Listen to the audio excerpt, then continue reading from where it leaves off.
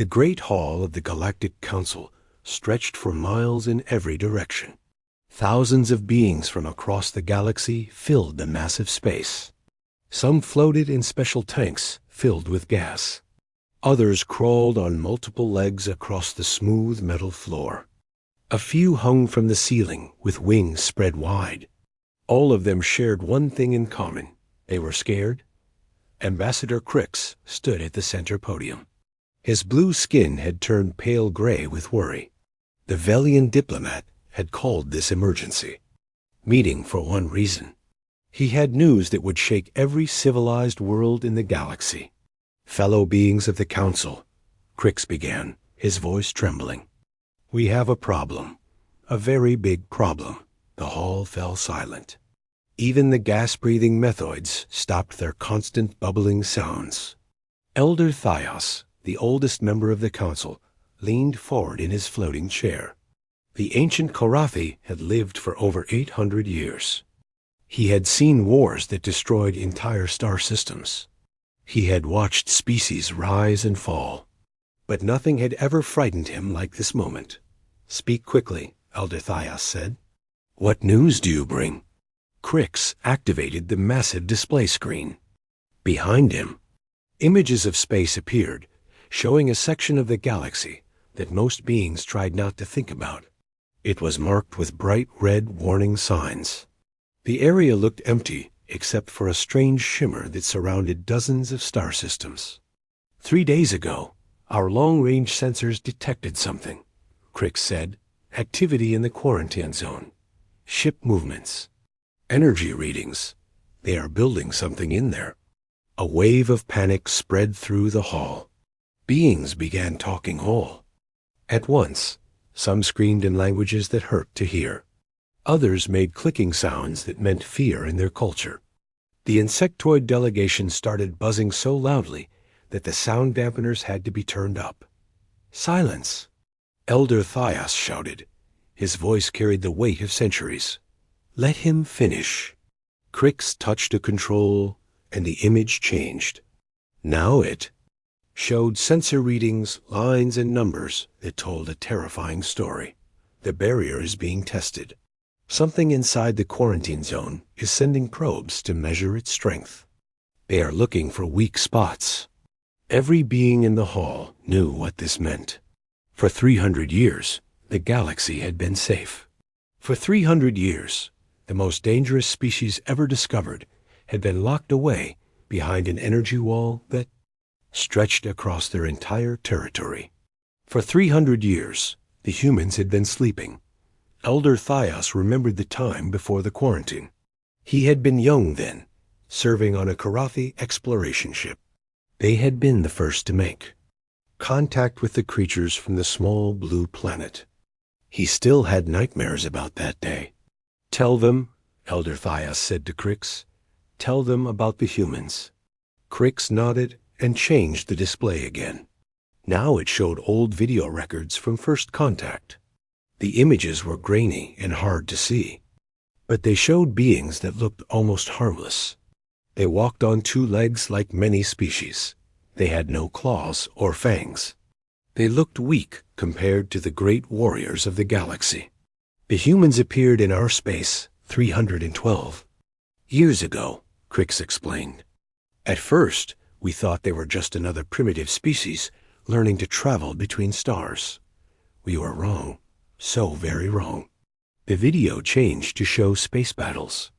Human ships fought against Korathi vessels. The human ships were smaller and looked fragile, but they moved in ways that should have been impossible. They dodged weapons fire that should have destroyed them.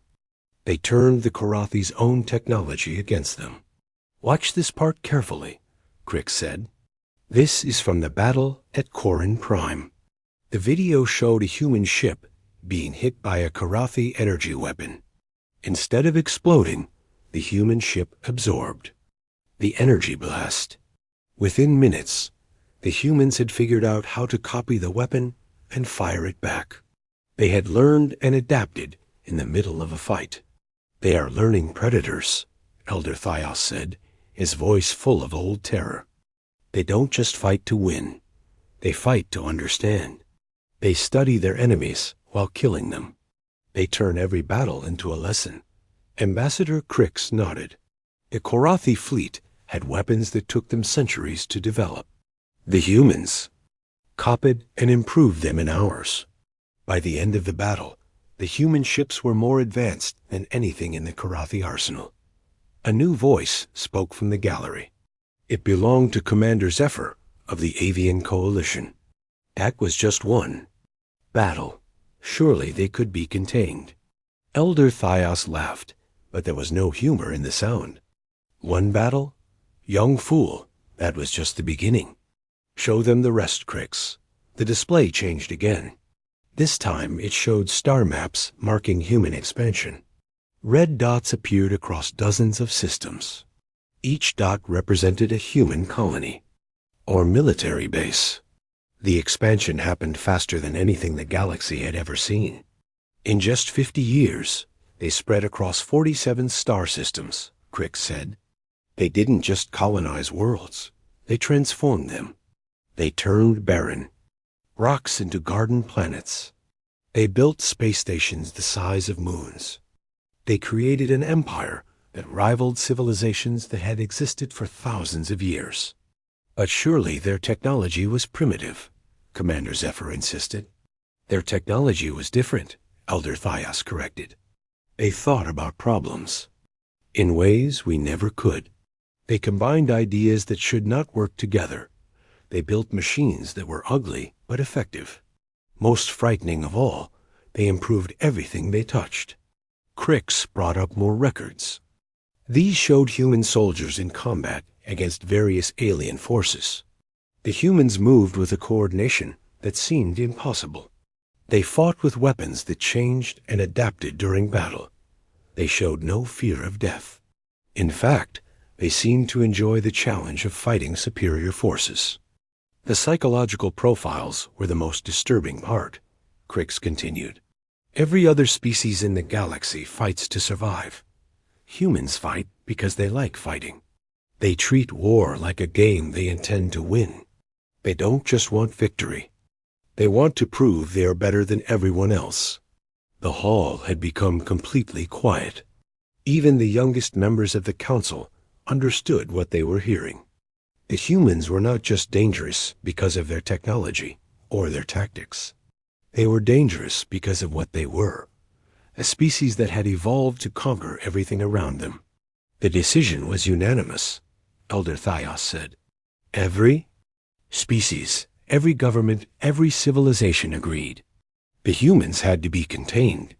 We built the barrier using technology from 17 different civilizations.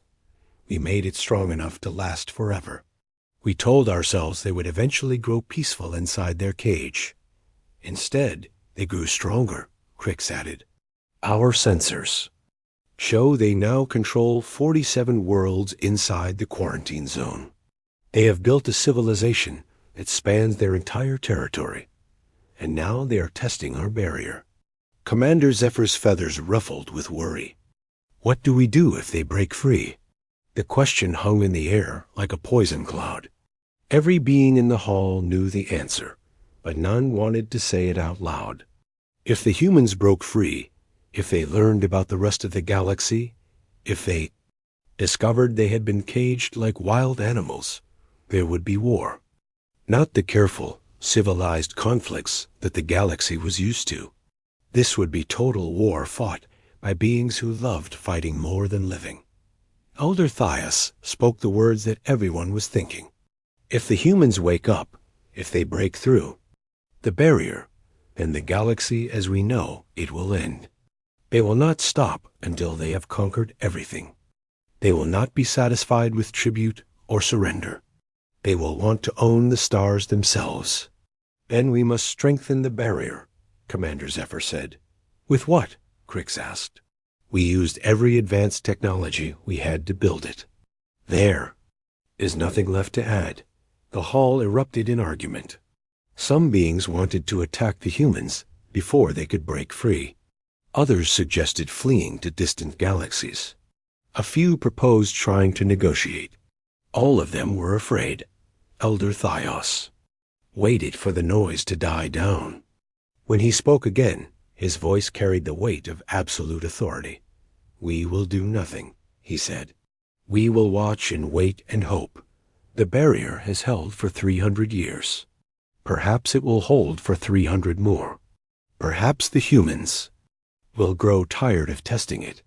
Perhaps they will forget about the outside galaxy." But even as he said the words, Elder Thias knew they were lies. He could see it in the sensor readings. He could feel it in his ancient bones. The humans were not going to give up. They were going to keep pushing and testing and learning until they found a way out. The galaxy's greatest fear was about to become reality. The humans were waking up. Captain Jake Morrison stood on the bridge of the U.E.'s Liberty, looking out at the stars through the main viewing screen. The colony ship was 3 days out from New Denver, carrying supplies and new settlers to humanity's newest world. It was a routine mission, the kind that Jake had done hundreds of times before. But today felt different. "Captain," called Dr. Lisa Chun from her science station, "I need to show you something. Something important." Jake walked over to where Lisa was, working. Her screens were covered with data that made no sense to him. Lines and numbers and graphs that seemed to dance across the display. Lisa had been acting strange for weeks now, staying up late, running tests that she would not explain to anyone. "What is it this time, Doc?" Jake asked. "Another star going supernova? Space pirates hiding in the asteroid belt?" Lisa did not smile at his jokes. Her face was serious, worried in a way that Jake had never seen before. She had been studying the edge of human space for months. At first, everyone thought she was just curious about what lay beyond their territory. Now Jake was starting to wonder if she had found something she was not supposed to find. "Jake, we need to talk," Lisa said, privately. "This cannot wait." Jake looked around the bridge. His crew was busy with their normal duties. Everything seemed peaceful and normal. But the look in Lisa's eyes told him that everything was about to change. "My ready room," Jake said. 5 minutes. Jake's ready room was small and simple. Just a desk, 2 chairs, and a viewing port that showed the stars streaming past as the Liberty moved through space. Lisa came in carrying a data pad filled with her research. She sat down across from Jake and took a deep breath. "What I am about to tell you will sound crazy," Lisa began, "but I have checked the data 1,000 times. I have run every test one can think of. The results are always the same." "Just tell me," Jake said. Lisa activated her data pad. The screen showed a map of human space. 47 star systems connected by trade routes and patrol paths. It looked normal to Jake. It looked like home. "This is our territory," Lisa said. "Everything humans have ever built or explored. 47 worlds, 218 space stations, countless mining operations and research outposts." "I know what we own, Doc," Jake said. "Get to the point." Lisa touched the screen and the map changed. Now it showed something else. A thin line that surrounded all of human space like a fence. The line glowed with energy readings that were off the charts. "This is what surrounds us," Lisa said. "An energy barrier that extends in all directions. It covers our entire territory like a bubble. And Jake, it is not natural." Jake stared at the screen. The barrier was massive, stretching across dozens of light years. It would have taken incredible technology to build something like that. Technology that humans did not have. "Are you sure about this?" Jake asked. "I have been studying it for 8 months," Lisa said. "I have sent probes to the edge of human space. I have analyzed energy patterns and particle readings. There is no doubt someone built a wall around us." The implications hit Jake like a physical blow. If there was a barrier around human space, That meant there was something beyond it. Other civilizations, alien species, an entire galaxy that humanity knew nothing about. Who built it? Jake asked. I do not know, Lisa admitted. But the technology is incredibly advanced. More advanced than anything we have ever seen. Whoever built this barrier wanted to make sure we stayed inside it. Jake stood up and walked to the viewing port. Outside, the stars looked the same as always. Beautiful and peaceful and endless. But now he knew they were looking at a cage. How long has it been there? He asked. As far as I can tell, it has been there since we first started exploring space, Lisa said.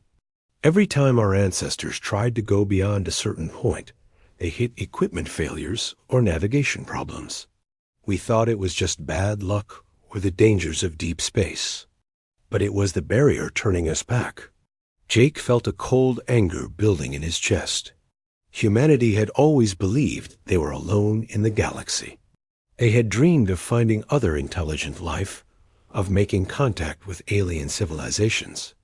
Instead, those civilizations had been hiding from them. Worse than hiding, they had been keeping humans locked up like dangerous animals. Can we break through it? Jake asked. Lisa hesitated. Maybe. I have been working on some ideas. The barrier uses a very specific type of energy field. If we could create the right kind of interference pattern, we might be able to punch a hole. Through it. How big a hole? Big enough for a ship to get through, Lisa said. But Jake, if we do this, there is no going back. Once we break the barrier, whoever built it will know that we are free. Jake turned away from the viewing port and looked at Lisa. She was scared. He could see that. But she was also excited. The same excitement that drove humans to climb mountains and explore oceans and reach for the stars. The excitement of discovering something new and dangerous. We need to tell Earth, Jake said 2 days later. Jake stood in the communication center of the Liberty, waiting for his connection to Earth Command. The message would take hours to reach Earth, and the reply would take hours to come back. But this was too important to wait. Admiral Ben Foster appeared on the screen, his weathered face serious as always. The Admiral ran Earth's defense forces, and was not a man who scared easily. But when Jake finished explaining Lisa's discovery, Foster looked shaken. Captain Morrison, Foster said after a long pause. Are you absolutely certain about this? An energy barrier around all of human space? Dr. Chun has triple-checked everything. Sir, Jake replied, we are being contained by someone or something with technology far beyond ours. Foster was quiet for a moment, thinking. Jake could see the wheels turning in the Admiral's mind. Foster was a military man who understood what this meant. If humans were being kept in a cage, it was because someone considered them dangerous. Send me all of Dr. Chun's data, Foster said finally. I want our best scientists to verify her findings. If this is real, if we are really being contained, then we need to know who is doing it and why. What are your orders, sir? Jake asked. Continue your mission to New Denver, Foster said, but keep this quiet. If word gets out that we are being held prisoner by aliens, there will be panic. People will demand action before we are ready to. Take it. The connection ended, leaving Jake alone with his thoughts. He understood Foster's caution, but he also understood something else. Humans did not like being caged. Throughout their history, they had fought against anyone who tried to control them. They had rebelled against kings and dictators and empires. They would not accept being prisoners in their own galaxy. On Earth, Admiral Foster called an emergency meeting of the Defense Council.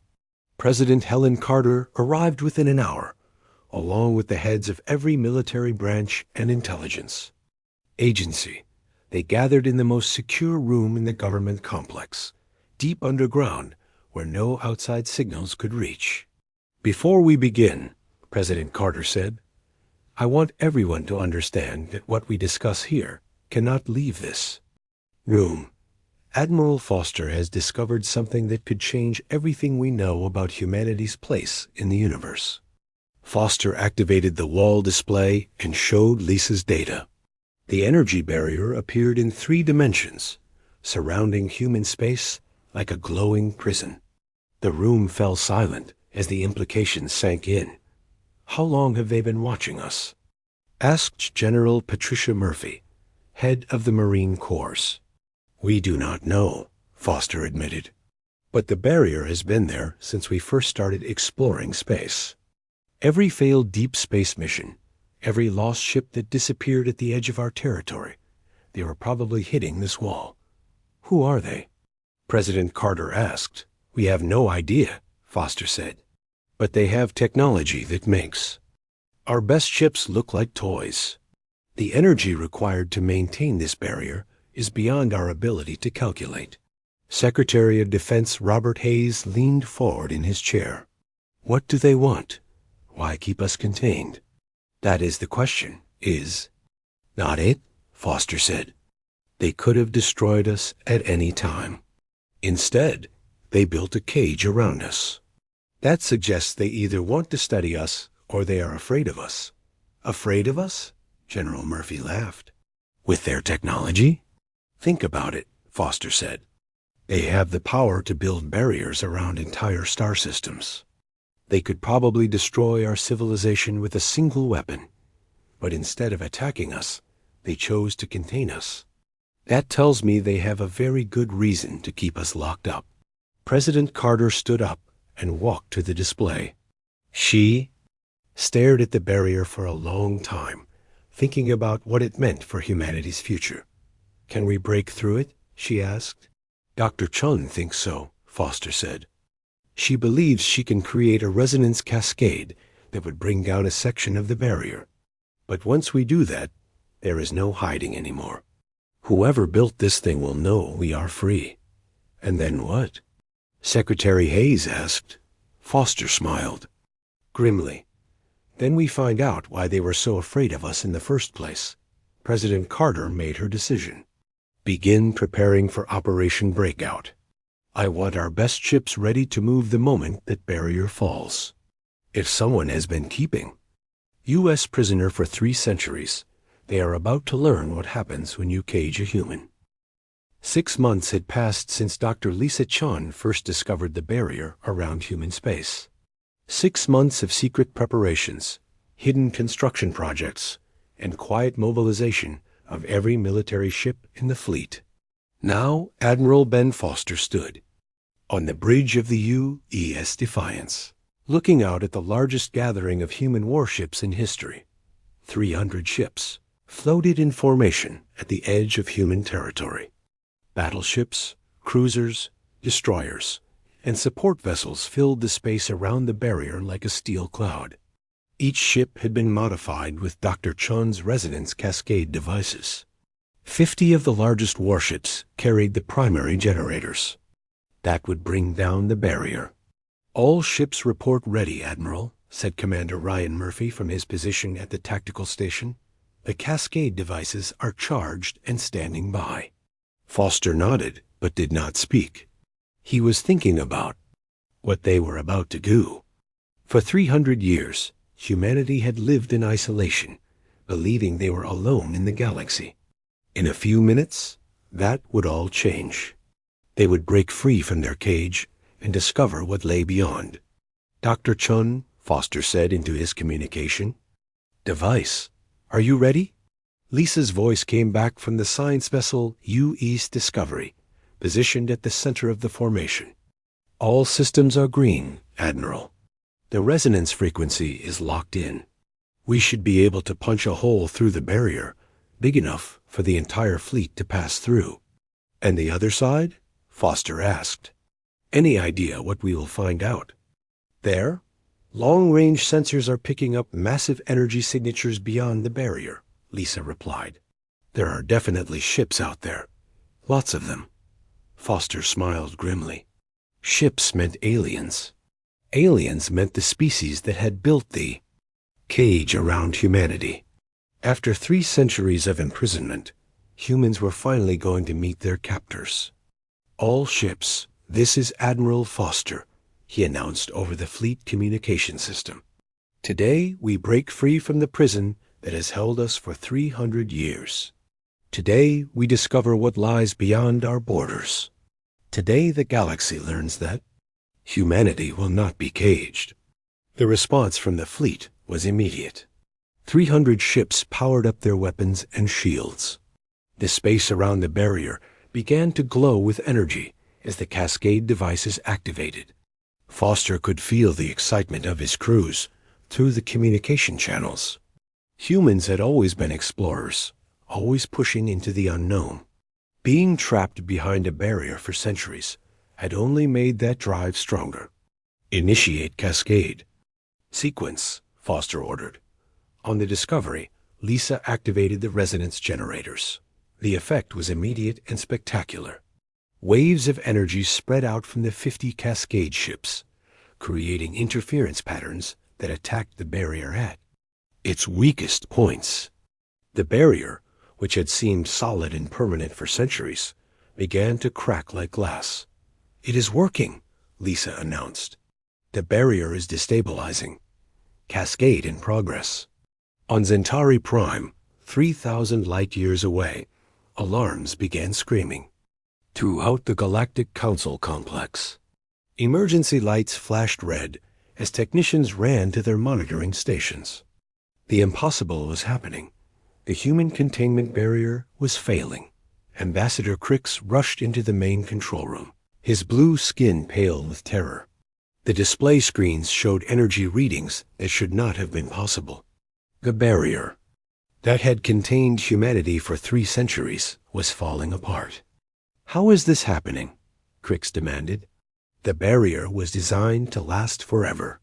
They are using some kind of resonance weapon," replied the chief technician, a spider-like being with 12 eyes.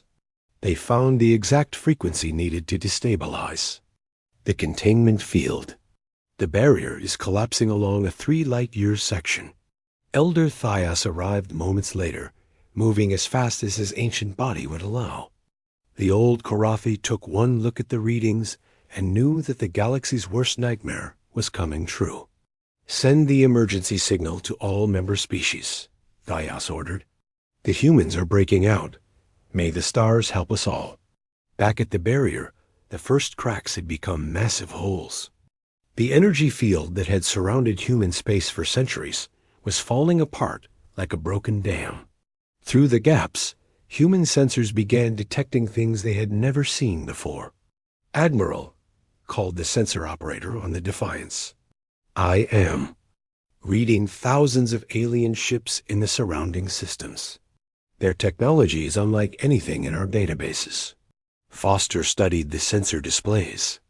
The alien ships were massive, some of them the size of small cities.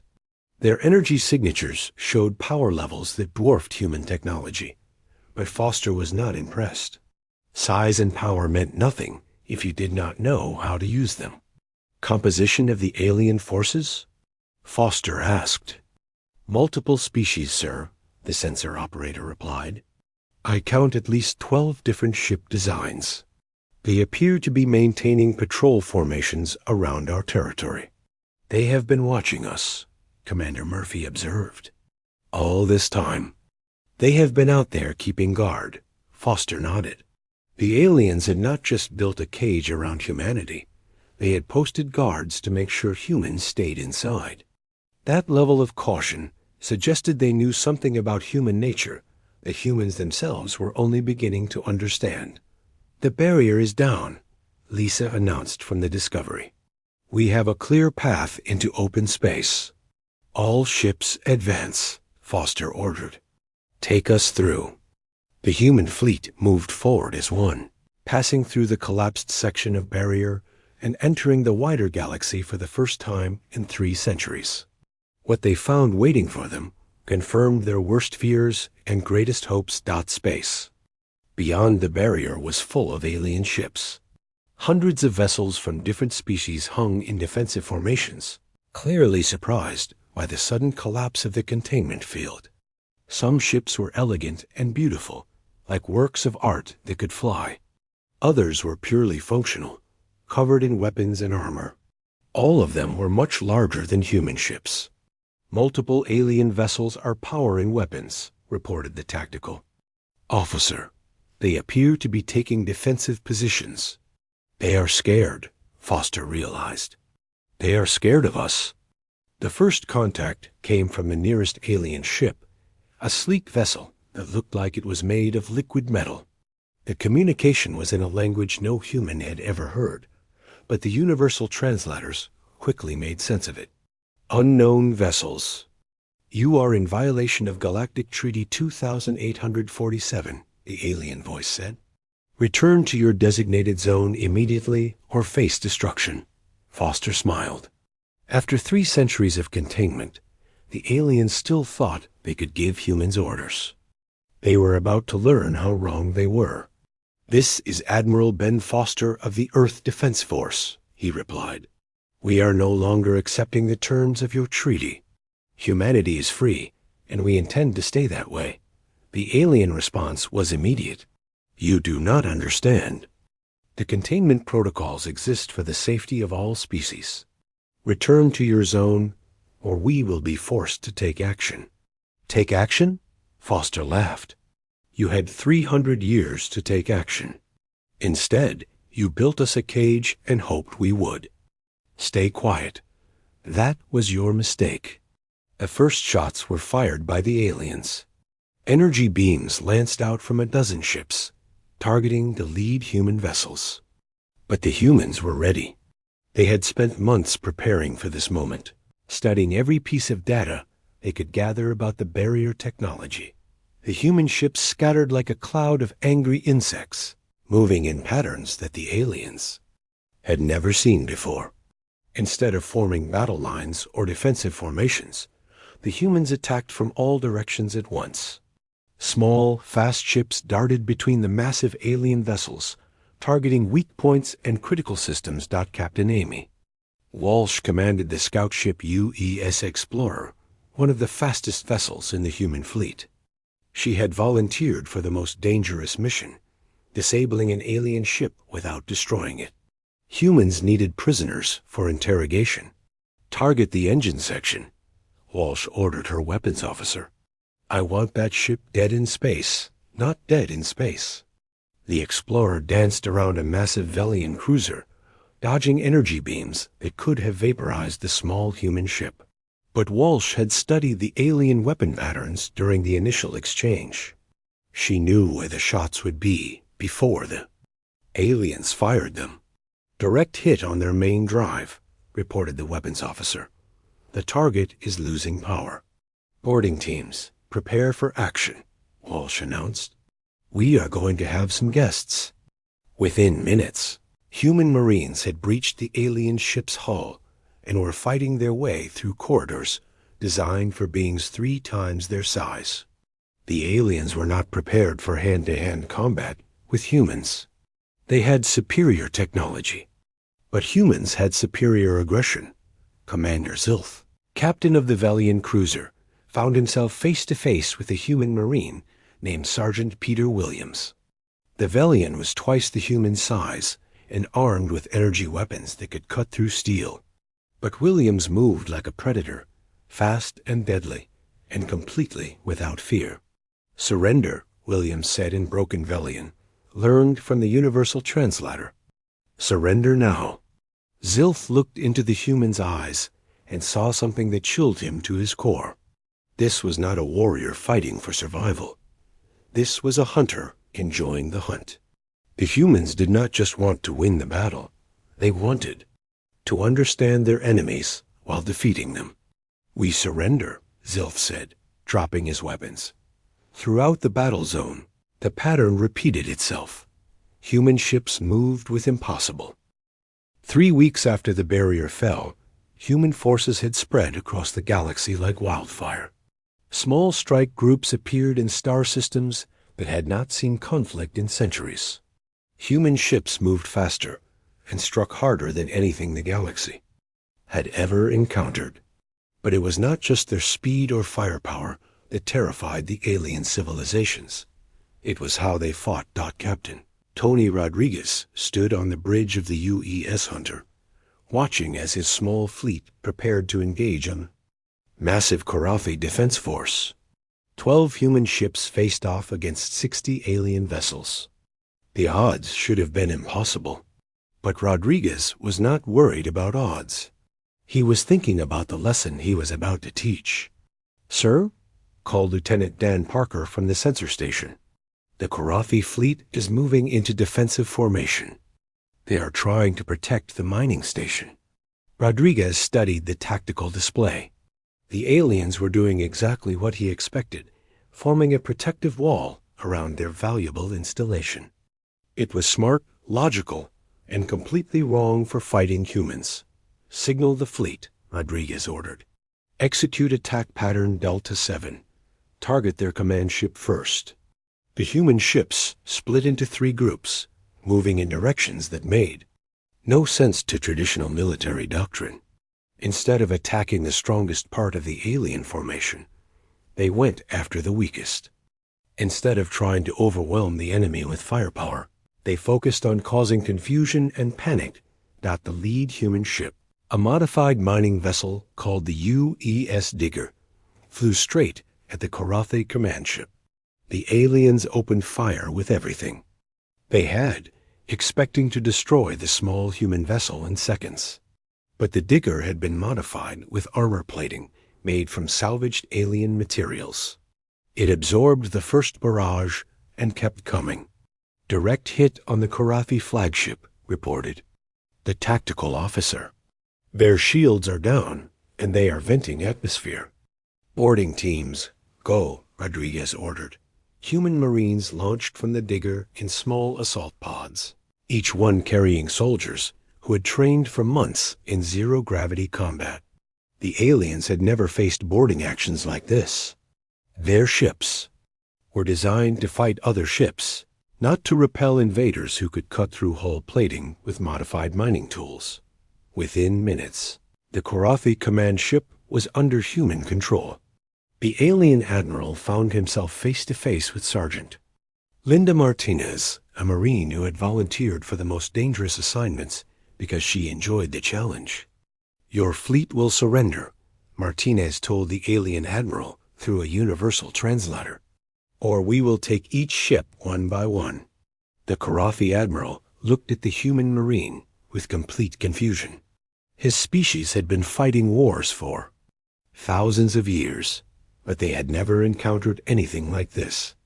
The humans did not just want to defeat their enemies. They wanted to capture and study them.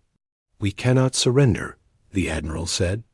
"The mining station produces materials essential to our civilization." Martinez smiled. "Then we will take the station too. And when we are done studying your technology, we will build better mining stations than you ever imagined." The threat was not empty.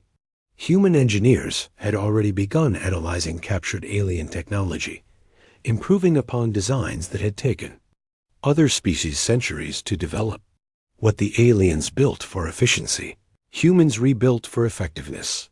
The battle for the Karathi mining station became a textbook example of human tactical doctrine.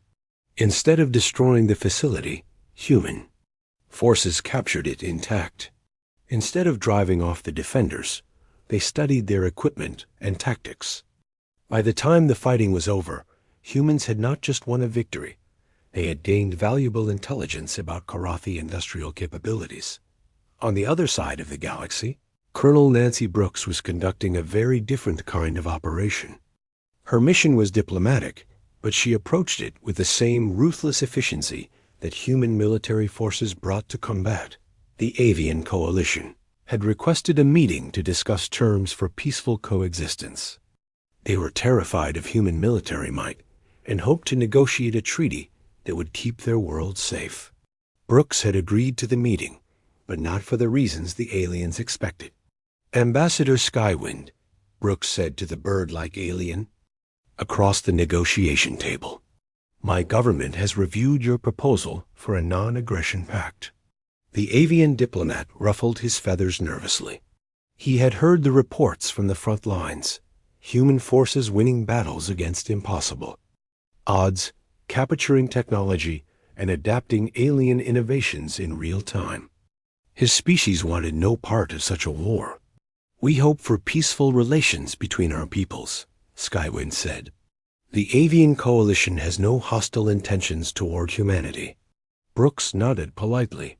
"That is good to hear. However, we have some conditions for this treaty." She activated a holographic display showing star charts of avian space. Red markers appeared over dozens of worlds, indicating human strategic interests. "We will need access to these systems," Brooks continued. "For research purposes, of course.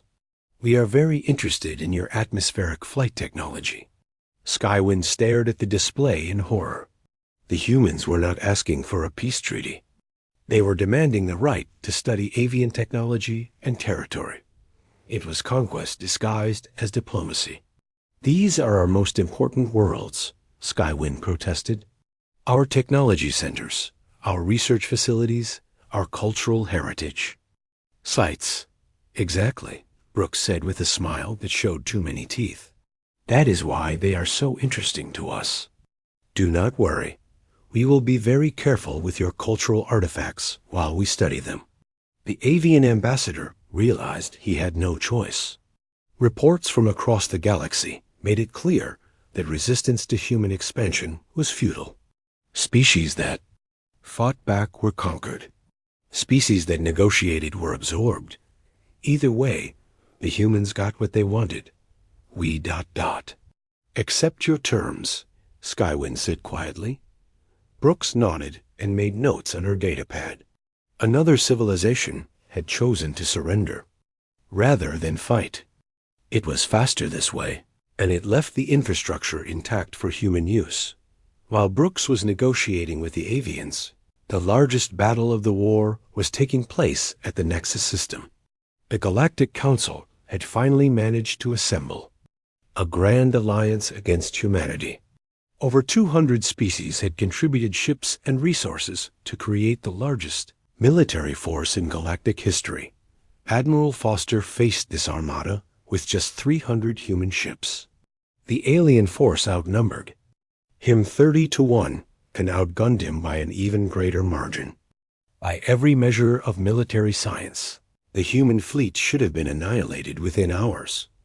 Elder Thias commanded the Allied fleet from his flagship, a massive Karathi dreadnought that was older than human civilization. He had lived through countless wars and knew that victory was inevitable. The humans might be dangerous, but they could not overcome such overwhelming odds. "All ships maintain formation," Thias ordered. "We will advance in a coordinated assault and crush the human fleet through sheer firepower." It was exactly the wrong approach for fighting humans. The Allied fleet moved like a single massive organism, slow and predictable. Human tactical computers analyzed the formation and identified its weaknesses within minutes. "Admiral," said Commander Murphy from his position on the Defiance, "their formation has 17 critical weak points. If we hit them in sequence, we can cause a cascade failure throughout their entire command structure." Foster studied the tactical display and smiled. The aliens were fighting the last war, using strategies that worked against other alien species. They had not adapted to face an enemy that treated warfare like a puzzle to be solved. "All ships, execute Plan Hydra," Foster ordered. "Show them what human ingenuity looks like." The human fleet split into dozens of small groups, each one targeting a specific weakness in the alien formation. They did not try to match the enemy's firepower. Instead, they used speed, confusion, and precise strikes to tear apart the alliance from within. Human ships equipped with captured alien technology fired weapons that the defenders did not recognize. Mining ships converted into assault vessels punched through alien shields with tools designed to crack asteroids. Even civilian transports had been converted into electronic warfare platforms that jammed alien communications. "Their coordination is breaking down," reported the sensor operator. Multiple alien ships are firing on each other. Foster nodded. Confusion was humanity's greatest weapon against large formations. When alien commanders could not communicate with their fleets, their superior numbers became a liability instead of an advantage. The Battle of Nexus lasted 18 hours and ended with the complete destruction of the Galactic Alliance. Human losses were minimal. 12 ships destroyed and 43 damaged. Alien losses were catastrophic. Over 8,000 ships destroyed or captured, with hundreds of thousands of casualties. Elder Thias found himself a prisoner aboard the UES Defiance, sitting across from Admiral Foster in the human commander's ready room. The old Karathi looked defeated, broken by the realization that his species' greatest military effort had failed so completely. "How?" Thias asked. "How did you defeat us so easily?" Foster poured himself a cup of coffee and studied the alien. Elder. Thias represented everything the galaxy had been before humans arrived. Old, careful, afraid of change. "You made the same mistake everyone makes when fighting humans," Foster said. "You assumed we would fight like you." 5 years had passed since the barrier fell. The galaxy looked nothing like it had before. Where once there had been hundreds of independent species struggling for territory and resources, there was now order. Human order. Governor Sandra Hayes stood on the observation deck of the former Galactic Council building on Centauri Prime. The massive structure had been converted into the headquarters of the Human Colonial Administration. Through the transparent walls, she could see the city below, where humans and aliens worked side by side on projects that would have been impossible under the old system. "Ma'am," said her assistant, a young Korathi named Vex, who had volunteered to serve in the new government. "The quarterly production reports are ready for your review." Sandra took the datapad and smiled. The numbers were impressive.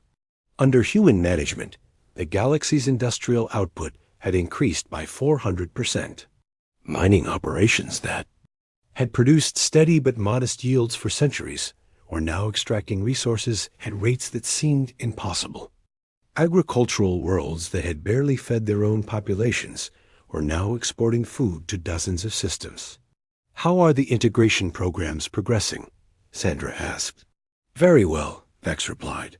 17 more species have requested full membership in the Human Colonial Administration this quarter. They cite improved living standards and protection from raiders as primary motivations. Sandra nodded. The galaxy had learned that cooperation with humanity brought benefits that resistance could not match. Human technology, adapted and improved from captured alien designs, had solved problems that had plagued civilizations for millennia. Under human rule, there was no hunger, no resource shortages, and no interspecies conflicts. Of course, there was also no independence for anyone except humans. But most aliens had decided that it was a fair trade. Captain Morrison, now Admiral Morrison, commanded the deep space exploration fleets that pushed beyond the edges of known space. His ships had discovered 3 new galaxies in the past year alone, each one containing civilizations that would soon learn about humanity's expansion. "Status report on the Andromeda mission?" Sandra asked as Morrison entered her office. "Initial contact has been successful," Morrison replied. "The local species are primitive compared to what we encountered here, but they have some interesting technologies. My science teams are particularly excited about their energy matrix systems." Sandra made notes on her datapad. Energy matrix. Technology could revolutionize human ship design, making their fleets even more effective than they already were. Every new discovery made humanity stronger and more capable of expansion. "Any resistance?" she asked. Morrison shrugged. "Nothing we could not handle. A few species tried to organize defensive alliances, but they made the same mistakes as the civilizations here. They assumed we would fight like they do." "How long until Andromeda is fully integrated?" 6 months for the major systems, maybe a year for complete pacification, Morrison said. After that, we can begin systematic exploration of the remaining galaxies in the local cluster, Sandra smiled. Humanity's appetite for expansion truly was endless. Each new discovery led to more questions, more challenges, and more opportunities for growth. The species that had tried to contain humans had created the opposite of what they intended. They had given humanity centuries to develop the skills and mindset needed for galactic conquest. Dr. Lisa Chun, now Director of Advanced Research for the Colonial Administration, had made the most disturbing discovery of all. Her teams had been studying the barrier technology for years, trying to understand how such an advanced system had been built. What they found changed everything humans thought they knew about their place in the universe. The barrier was not the first one, Lisa explained to Sandra during their weekly meeting. We have found evidence of similar containment systems throughout galactic history. This has happened before. Sandra leaned forward in her chair. What do you mean? Lisa activated a holographic display showing geological data from dozens of worlds. We have discovered ruins on 17 different planets that show signs of massive technological advancement followed by sudden extinction. The pattern is always the same. A species develops faster than light travel, begins expanding rapidly, then disappears from the archaeological record. Disappeared how? We believe they were contained, just like we were, Lisa said. But unlike us, they never broke free. They eventually died out inside their cages, leaving only ruins behind. Sandra studied the data with growing excitement. You are saying that humanity is not unique? That there have been other predator species? That is exactly what I'm saying, Lisa confirmed. But we are the first ones to successfully escape containment and establish galactic dominance. The previous species were either less adaptable or less aggressive than humans. The implications were staggering. Humanity was not just another species that had achieved spaceflight. They were the latest in a long line of galactic apex predators. The difference was that humans had not just survived their containment, they had thrived and broken free. Have you found any evidence of what happened to the species that built the barriers? Sandra asked. Lisa nodded grimly. Mass extinction.